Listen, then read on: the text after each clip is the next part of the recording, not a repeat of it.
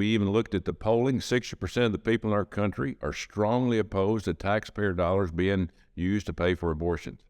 But the Democrats wouldn't listen to us. They continue to push it. Welcome to this special edition of LOOPcast, where we cover all things faith, culture, and politics from a Catholic perspective.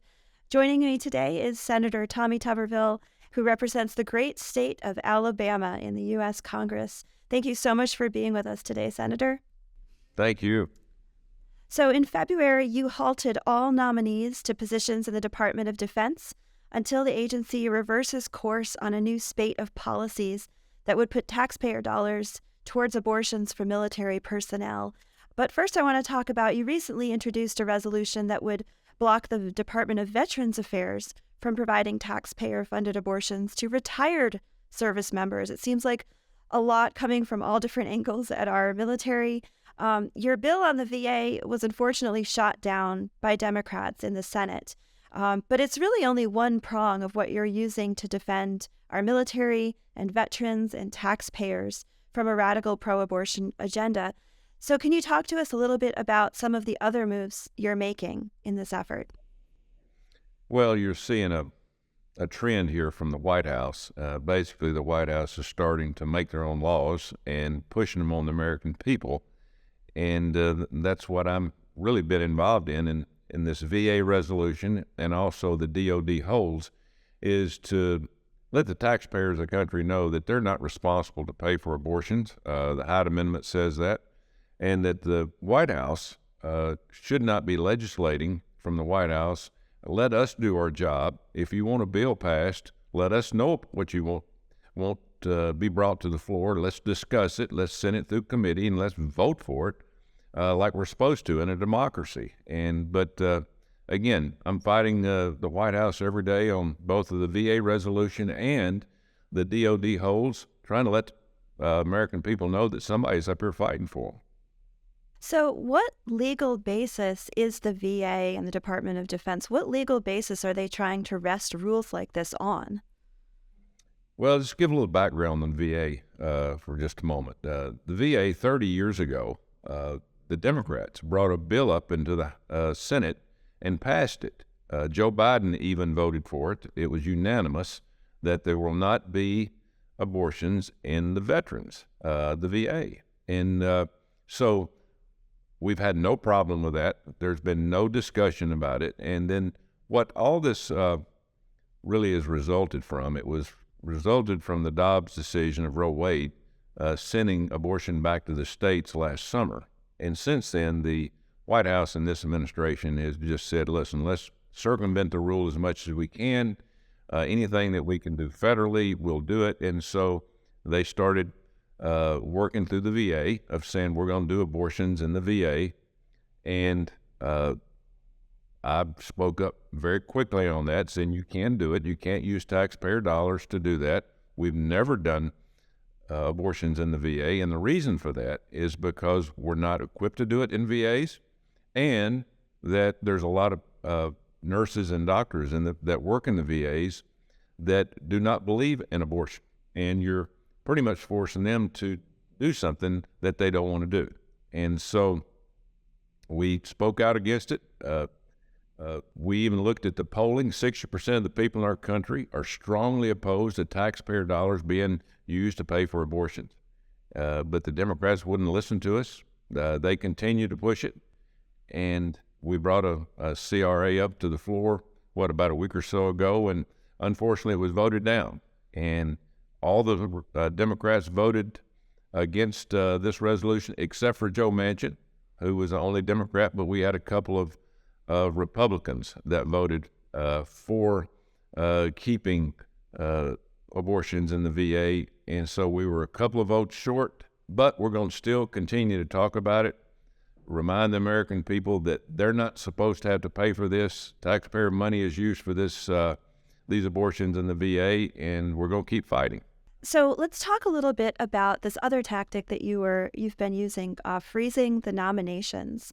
In terms of nominations for people to move up in the military. Could you just talk a little bit about your role in the Senate that allows you to do something like freeze nominations for the Department of Defense, and how you see that tactic playing out in this effort of, first in terms of abortion in the military, and second in terms of restoring some semblance of constitutional order.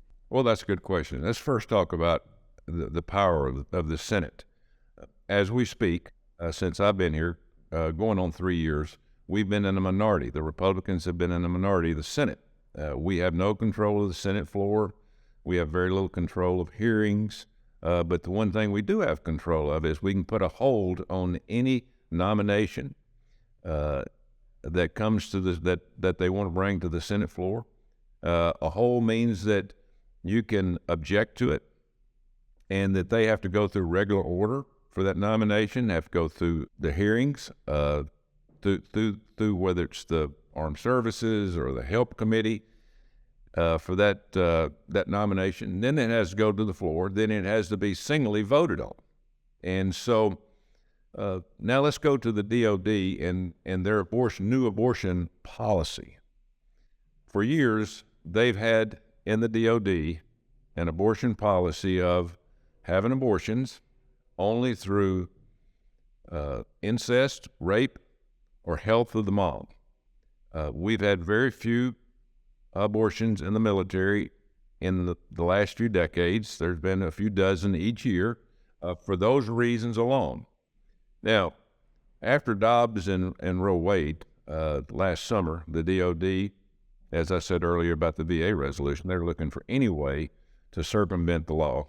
And so they said, hey, we're going to change the policy, and we're going to let military members have an abortion at any time, not for just 3 reasons, but at any time. We're going to pay for that abortion. We're going to fly them to whatever state that they want to go to have that abortion. Plus, we're going to allow their dependents, their kids, to have abortions.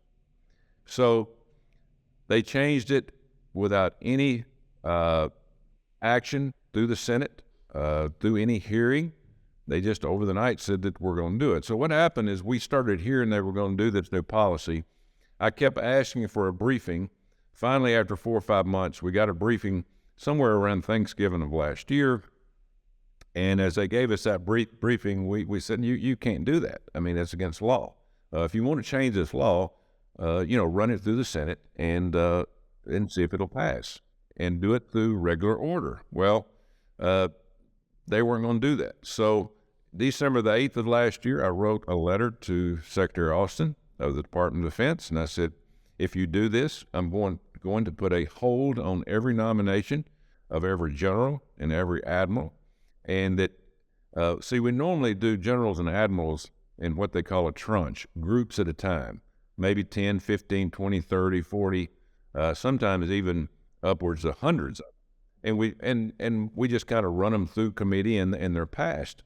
Well, I said, well, if you're going to do this, we're going to do nominations in normal order. You're going to have to go through committee one at a time, and they don't want to do that.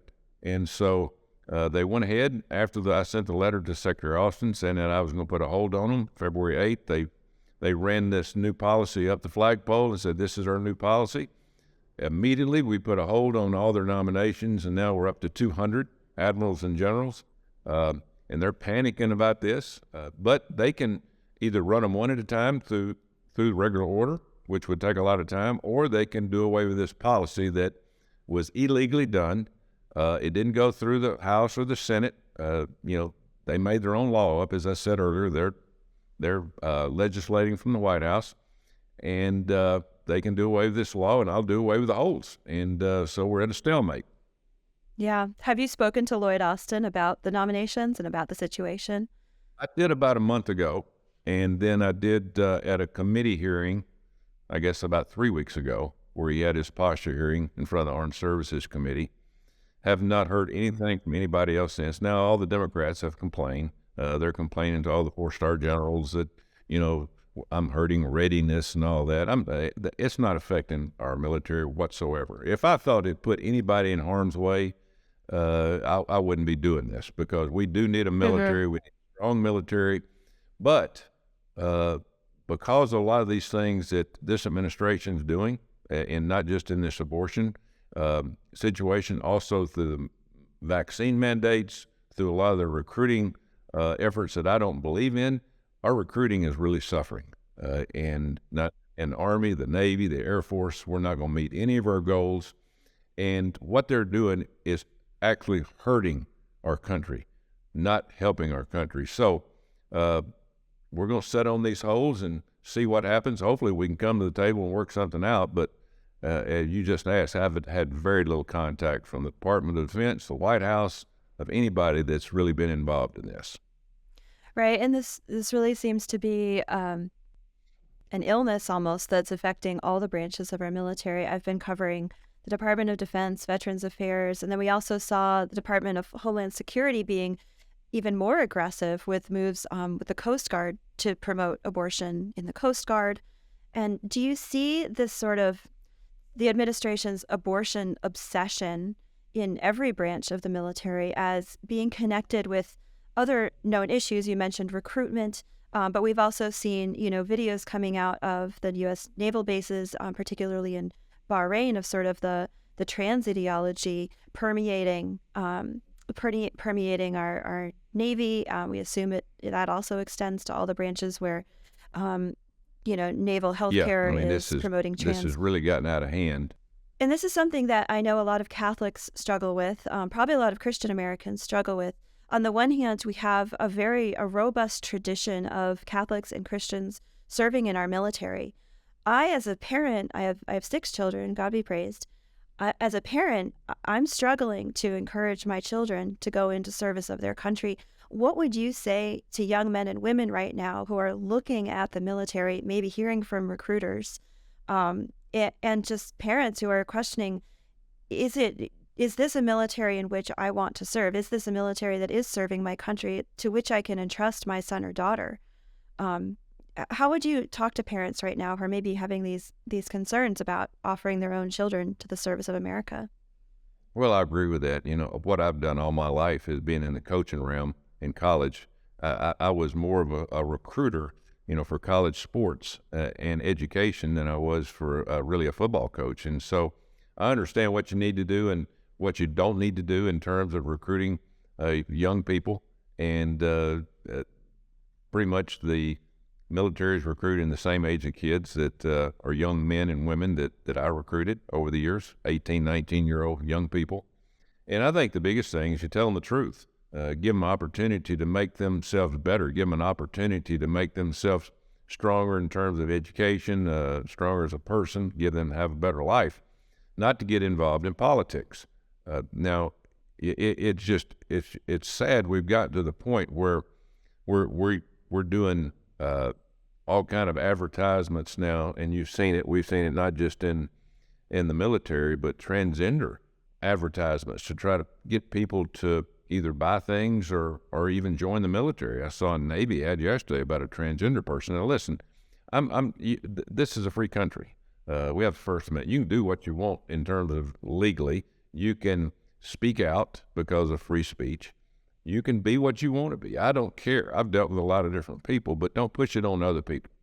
Give other people an opportunity to live their life the way they want to live it, but also be in the realm of being fair. And so it's sad we've gotten to this point where our country is so divided that we push different facts and factors. If you join the military, you join for this reason and this reason alone, to protect the security of the United States of America and our allies. And that's your number one goal. And if you're in there for any other reason, you're probably doing it for the wrong reason. Now, we've had a great military over the years, and if our military wants to get into politics, it's going to really affect it, and you're seeing that as we speak. Mm-hmm. I'm glad you brought up your experience as coach. So I just have to say for my listeners, you're the only coach in Auburn football history to beat in-state rival Alabama 6 consecutive times. So just a little shout out to that fine backstory there. I did want to ask you just sort of, a fun question. How did life on the field as a coach, you talked about recruiting, but how did life as a coach prepare you for the U.S. Senate? Do you see any life lessons that you bring to bear in your negotiations there? Yeah, the thing about coaching and recruiting is the same as what you do in the Senate. It's about communication. It's about being able to work with other people. It's about being able to convince other people in an idea that you might have.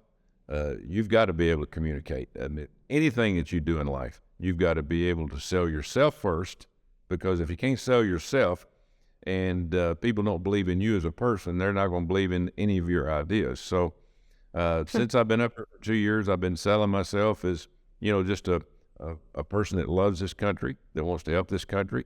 The thing about college sports or any other sports that you play, though, you got to remember, it is a game. It's a game that you play to have fun. This is a different type of game here in the Senate. This is a game about life or death. This is about helping people, protecting people, giving people an opportunity to be better and make a better life for themselves, but also giving them an opportunity to live in a country that has been safe, as we call national security, for over 47 years. We're coming up on our 250th birthday here in the very near future. And man, what a great country we have lived in. As a coach, you mentioned being able to sell yourself and, put your ideas out there. And it seems to me that you have a very strong sense of who you are, a very strong sense of your values, and a conviction. And you are pro-life. Tell us a little bit about your pro-life convictions and sort of the primary drivers behind your efforts. Obviously, your love of the Constitution, but how did you end up pro-life, Senator? Well, grew up in a Christian family, mom and dad, brother and sister, and I've been a big reader of the Bible all my life. You have to believe in something. You can't just believe that we're just here just to be in here.